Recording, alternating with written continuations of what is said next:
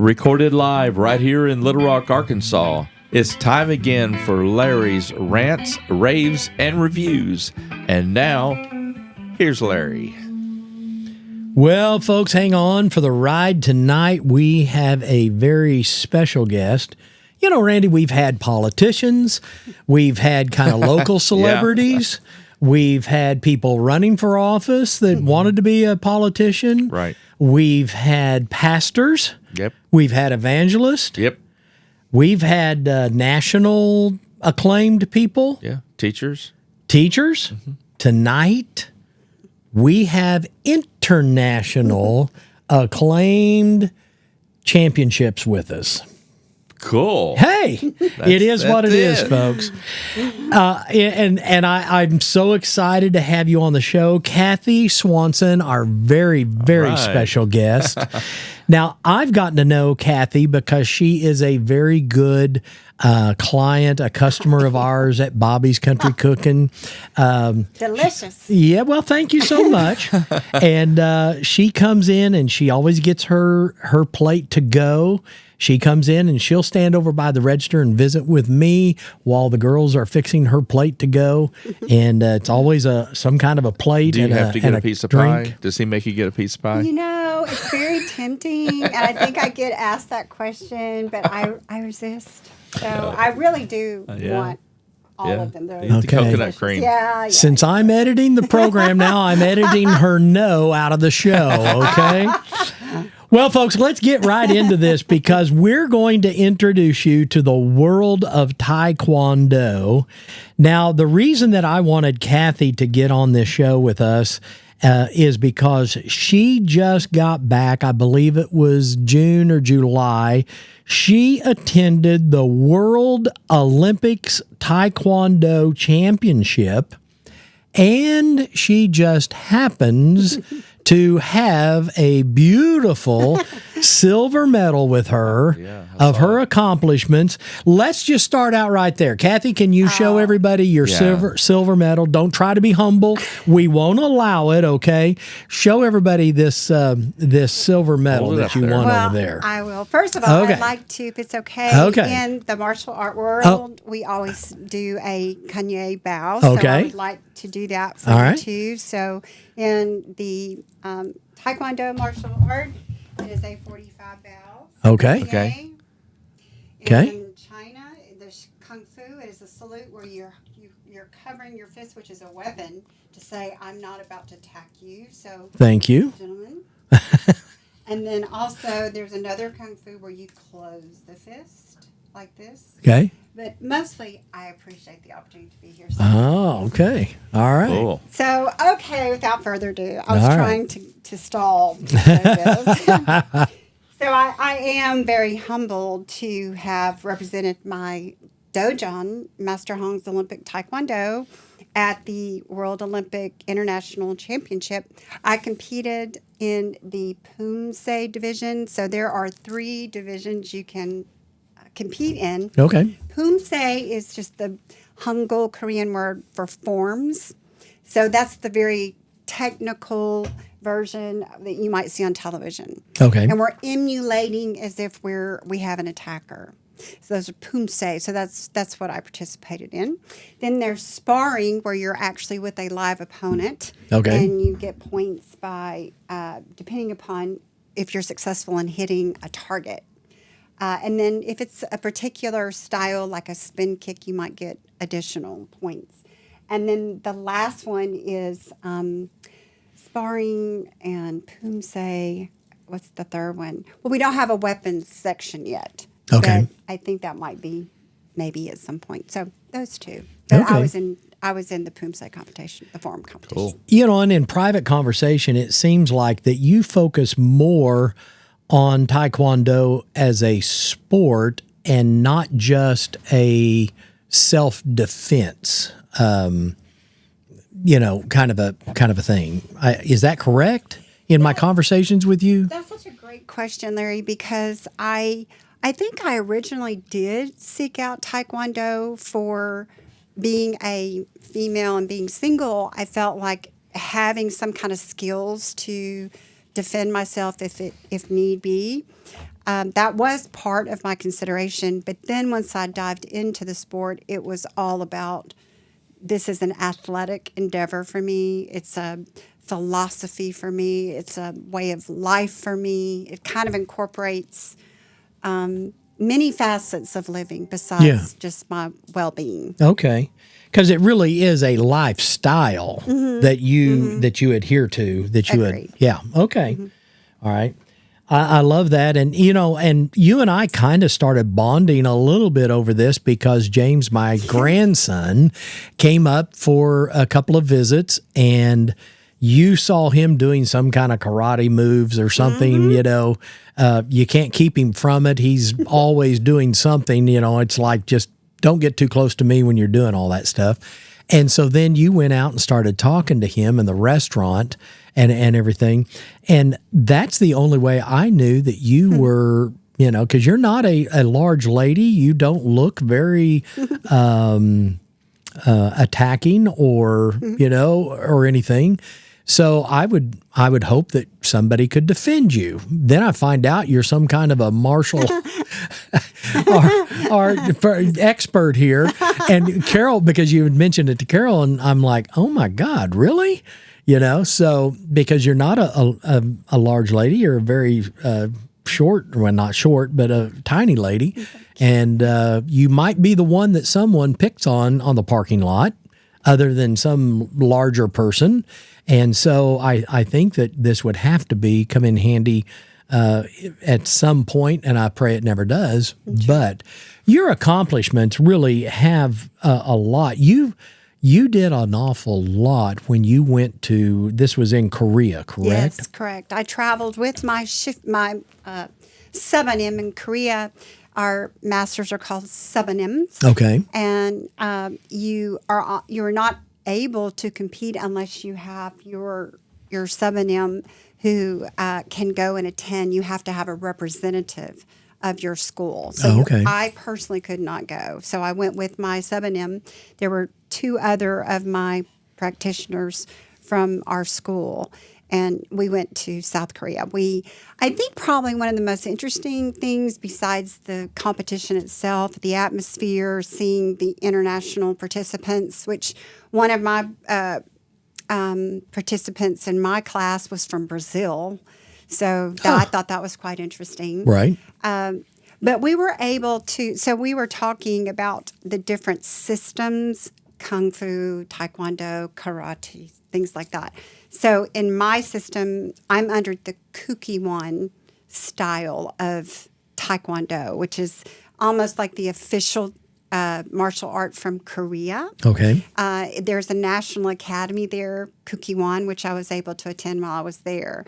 So in addition to competing, I really saw the whole culture of the martial arts from the academy to there was so many people that had come into the academy for training and learning all over the world. I mean, it was just a phenomenal experience.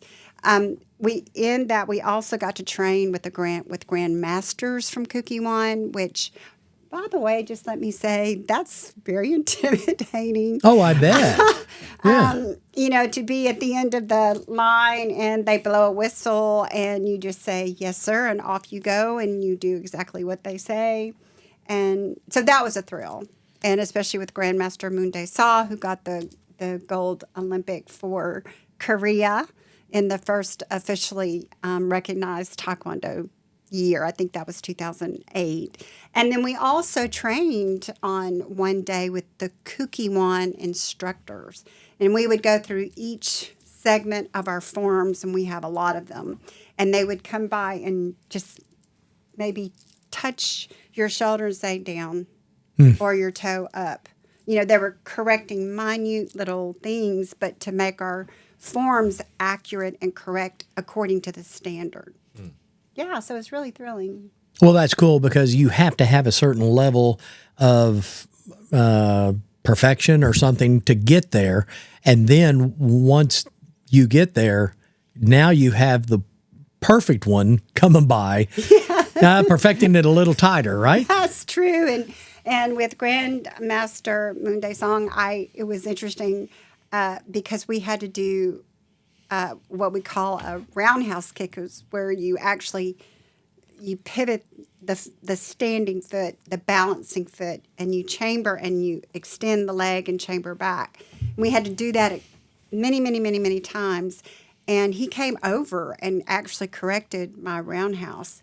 And in an instant, I recognized, oh, now I know exactly what I need to do. But, it was just that one little it was a slight correction, but it was amazing. And that slight correction, I'm going to assume, probably made you feel a whole lot better about that kick, because now you know the perfect kick when you do it, right? Absolutely. My power increased, my balance increased, my efficiency of hitting my target, the snap of my foot. Yes. Wow, that's cool. It was amazing. Yeah. I did a round out.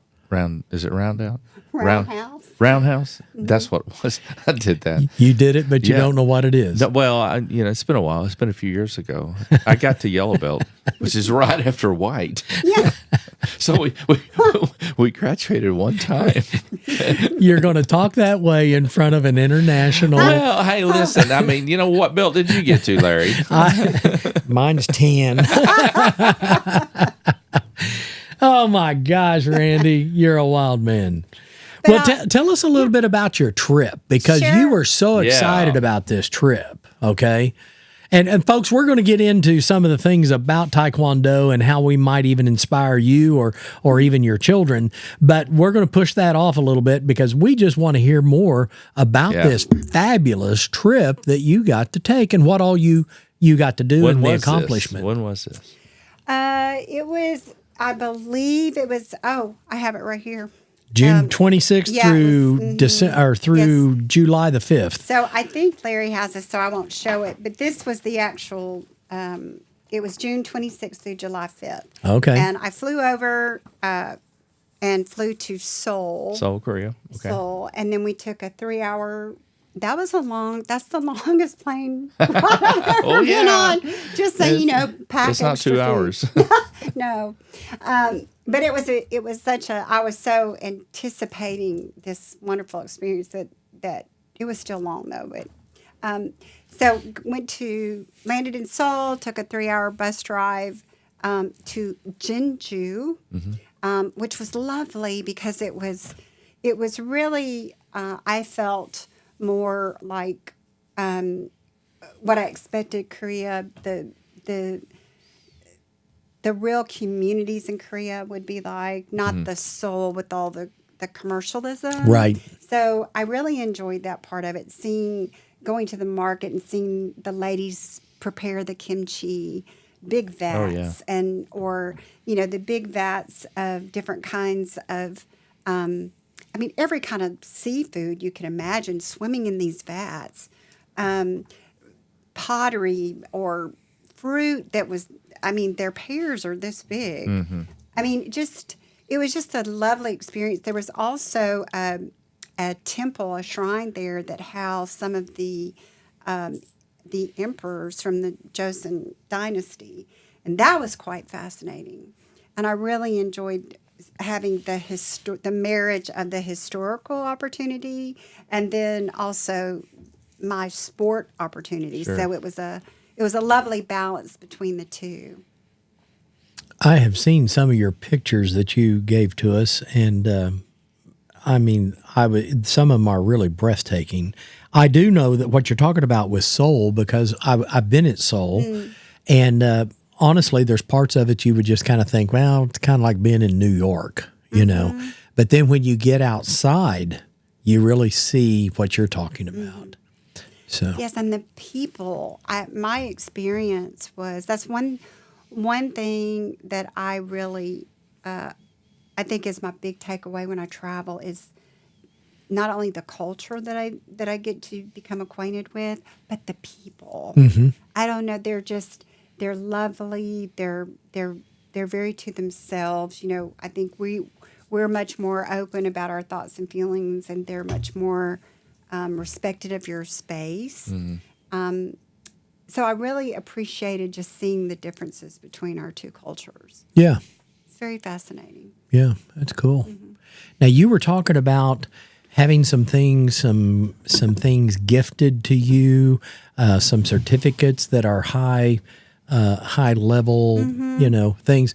Why don't we talk about that a little bit? Okay. Sure. Well, one of I slightly touched on it previously about actually going to the Kukkiwon National Academy, which is in Seoul, Korea, and which is where my sub-NM graduated from, and which is where he will return to have his final belt test, Dan belt test, for his becoming a grandmaster. He's already a grandmaster, but he's so humble that we still call him a sub-NM. So at Kukkiwon, you can't just walk in. You have to kind of go through security and that sort of thing, and which we did. But unbeknownst to us, our sub-NM had called ahead and asked the president of the academy to prepare a certificate for us that said that we had actually attended and been present and was recognized as part of an attendee of the academy and the university. And that was just a huge joy, because not too many people can say they've received a certificate of attendance at the Kukkiwon. That's cool. Yeah, it was very cool. How many people actually attended this championship, as in to compete? That is a really good question. From the United States, there were at least 5 schools that I can think of, from Chicago, California, Arkansas. There might have been 2 from Chicago, but the United States was well represented. But, of course, Korea was the largest participant because that's their home base. But Brazil, as I mentioned, there were Philippines was represented. I mean, it was the European EU was represented. I mean, it was all over the world. Yeah. So I wouldn't even know how to answer that. Okay. I don't know. All right. A lot. Yeah. Okay. And did you compete each day in different whatever you would call them, exercises? Mm-hmm. Good question. So most competitions are, unless otherwise, they're usually one full day. So as an example, we arrived at the venue at 8 o'clock. And even though my category is based on my age and my belt level, so you kind of wait, since I'm a black belt, then the color belts go before the black belts. So we wait. Even though we know that we're going to probably compete later in the day, you are required to check in, be there at a particular time, which is really nice because you're, part of Taekwondo, I think, is really remarkable. It's not just about my accomplishments. It's about my school's accomplishments. It's about, the practitioners that I see every single day in the dojo that might be struggling with that roundhouse kick. Yeah. And I might be able to go over and say, I struggled with it a while. But I think I've got it down though. You'd be able to run over and tap Randy on the shoulder and just say, "Hey, go fishing, buddy." Well, first of all, I would always ask, I think I would always ask anyone in our school if I would not want to assume that they would want my opinion. Right. But if they would like it, I love the fact that we're all willing to share what we've gathered from like this competition or what I learned from the Kukkiwon instructors, which was invaluable. And, it's really wonderful to share our sport that way. So all that I learned when I was in Korea, I really came home and shared that in my dojo. Well, respect is really highly recognized, as you were saying. And so with you being there for the lesser colored belts, you're showing them respect and saying, "Hey, I remember when I was at that level." Absolutely. And, keep, you're encouraging them to keep on. And that's great. Absolutely. And, right now, I know if you're watching, okay, so I have a boot on. If you're not watching, I have a boot on. But in my dojang at the moment, since I'm kind of sidelined, I still attend class. Okay. Just because I can't physically be on the mat, I'm still a practitioner. So I show up to support the other practitioners on the mat. That's part of the respect that I show to my sub-NM and to my other practitioners. And then, last week I took off my boot and I got on the mat. And I did, I was kind of helping some white belts, which is thrilling to me for the exact same reason you said. Just because I might be a black belt today, I'm still a white belt every single time I take that mat. Well, I was a white belt for longer than I was yellow. Okay. Well, I'm just proud of you for getting it. I got yellow. We quit. But that's still an accomplishment. It was one of the hardest things we've ever did. And he worked our butt off, especially the first 45 minutes. It was terrible. It is rather aerobic, I will say. But I would probably think Victor, who it was, Victor Rodriguez. I have to think that when James watches this show, he's going to go, Dad or Papa. So why didn't you cut him out? I have never been more embarrassed over Randy's performance. Been a white longer than a yellow. Yeah. I do see some things. I'll tell you what, let's get into some of the things that are laying on the table. Let's explain what these really are. And folks, those of you that are just listening to podcast, I apologize you can't see some of these, but if you go to one of our video channels, you can see all of this. But tell us what we actually have here on the table with us. Sure. So once you become, it depends on each school, I will say that, and your master as to when you are allowed to start learning certain, what we call weapons. Okay. Which is what I have displayed here. So I was allowed to start training in these weapons when I became a first-degree black belt.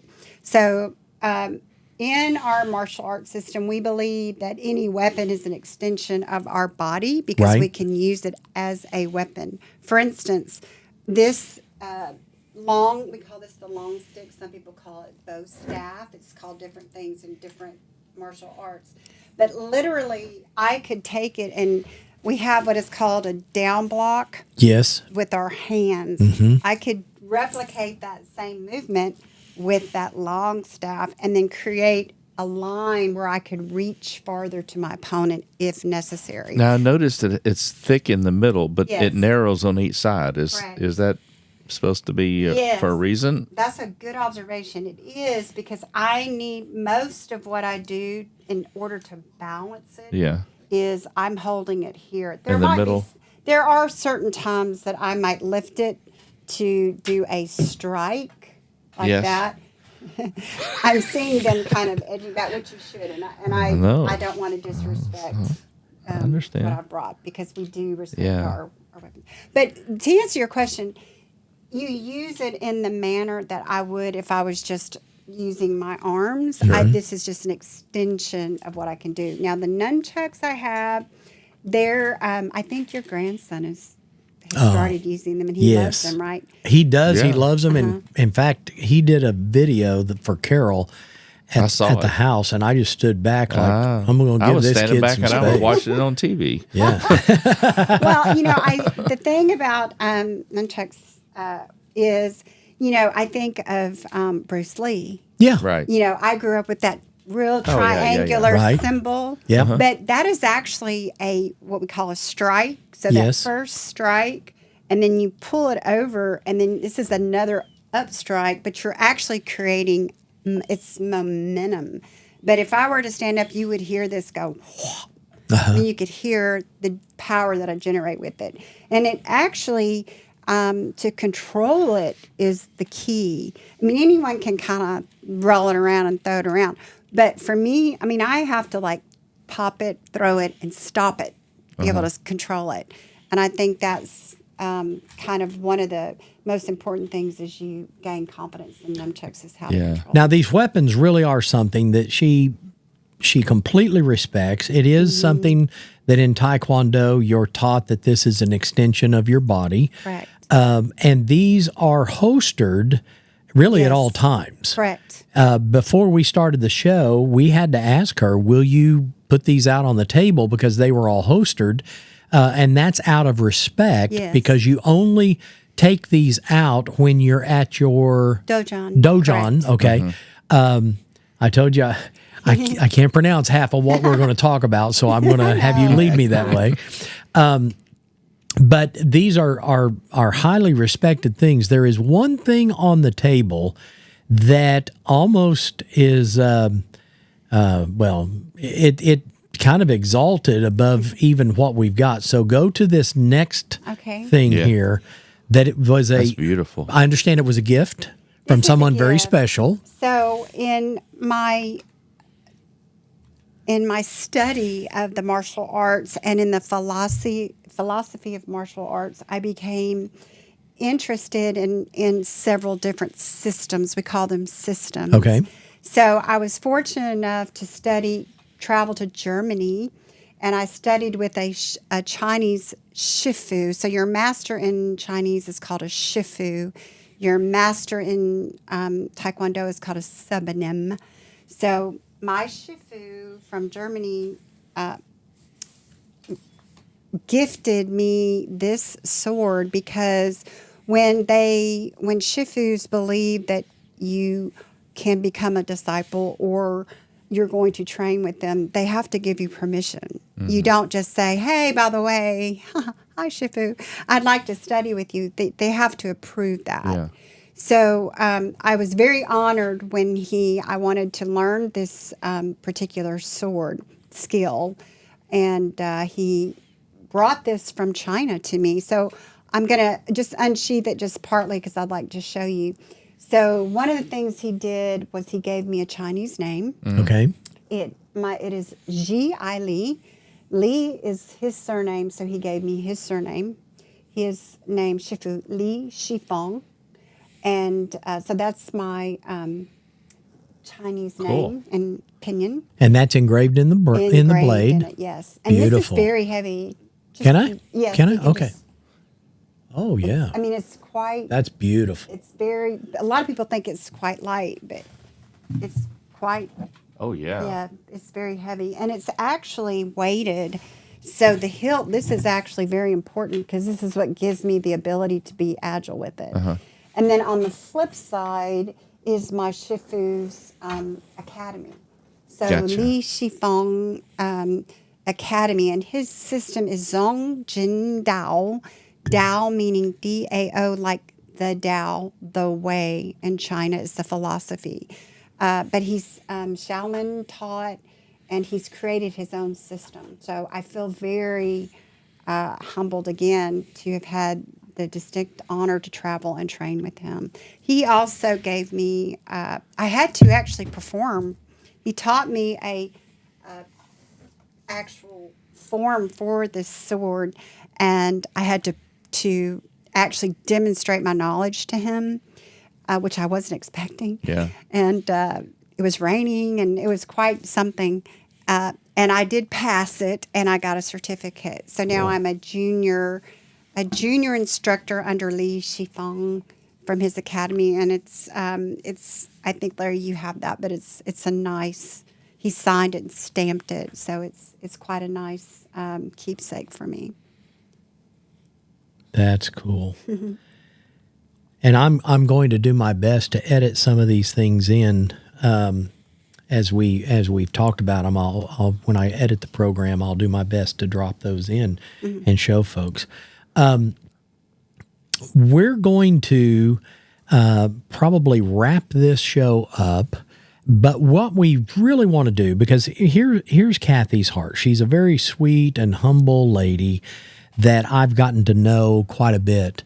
But something that she told me from the very beginning is, Larry, I don't want to just come on your show and you just talk about my accomplishments and all of that, which we've kind of tricked her into doing for the first show, right, Randy? Right. And I set her up. I told her, I said, yeah, we won't do that. And then we got her in the studio, and we've done that. So, okay, so we kind of stretch the truth a little bit. But we're going to come back for a second show.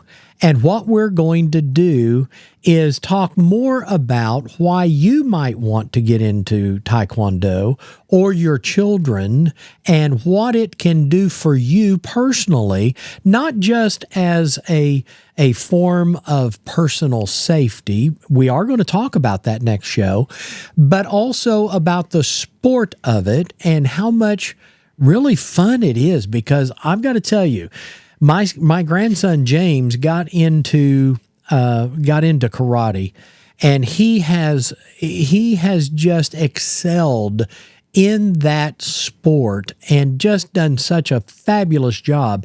It has helped to focus him in life. It has helped even in his school activities. It has helped him develop self-confidence and different things.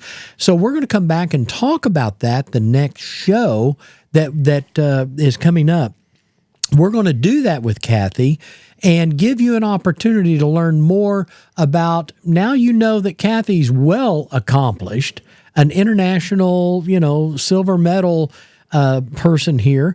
Not only do you know her, but as a person, but now she wants to show you her heart and tell you why you or your grandkids or your children may want to get into Taekwondo and help them out, because, not everybody plays football, baseball, not everybody can sing, everybody has their giftedness, but this is something that could really help develop a giftedness in even your child or your grandchild who may be floundering just a little bit, trying to find themselves, kind of a thing.